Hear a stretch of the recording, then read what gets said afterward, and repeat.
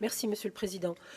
Bien entendu, je m'associe à la condamnation unanime de l'invasion de l'Ukraine par la Russie et aussi mes remerciements vont à toutes les personnes, les collectivités, les entreprises, les associations, les individus, dont notre collègue Jean-François Secondé, qui se sont mobilisés pour venir en aide aux Ukrainiens, et les services de la région et la région elle-même a pris sa juste part. C'est quelque chose, cet élan de solidarité, qui nous va droit au cœur.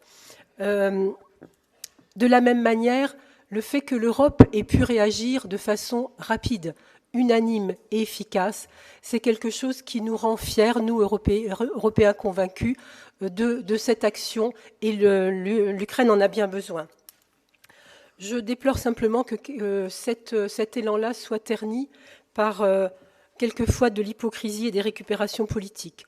En matière d'hypocrisie, je veux parler du gouvernement qui, en même temps qu'il se félicite de l'accueil des réfugiés ukrainiens, vient d'expulser le jeune Oumar Dembélé, qui était un jeune Malien qu'on a renvoyé dans un pays en guerre, alors qu'il était parfaitement intégré dans sa ville, dans sa communauté éducative et dans sa communauté sportive.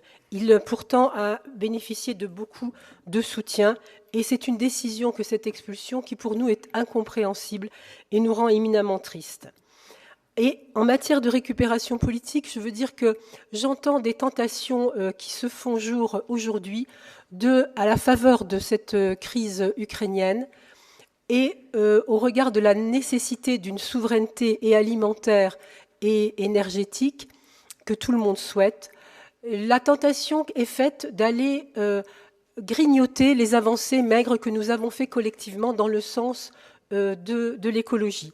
Je veux parler de syndicats agricoles en matière d'agriculture qui sont en train de remettre en cause la stratégie européenne Farm to Fork, qui pourtant est une avancée en matière de santé publique et de protection de l'environnement. Je veux parler de la Française de l'énergie, qui est en train de relancer la volonté d'extraire des énergies fossiles, en l'occurrence du gaz de couche en Moselle. Je veux parler de cette volonté de certains de relancer le nucléaire au nom de la souveraineté énergétique, alors même que nous ne possédons pas de mines d'uranium en France et que notre approvisionnement dépend pour 40% des pays qui sont directement sous influence russe. Je veux dire que là est l'écueil. Nous devons faire en sorte que faire face à cette crise ne constitue pas pour nous un recul dans ce que nous avons chèrement acquis de la transition écologique.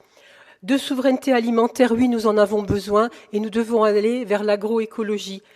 De souveraineté énergétique, oui, nous en avons besoin et nous devons aller vers l'investissement toujours accru dans la sobriété énergétique et le développement des énergies renouvelables, plutôt dépendre du vent et du soleil que de Poutine.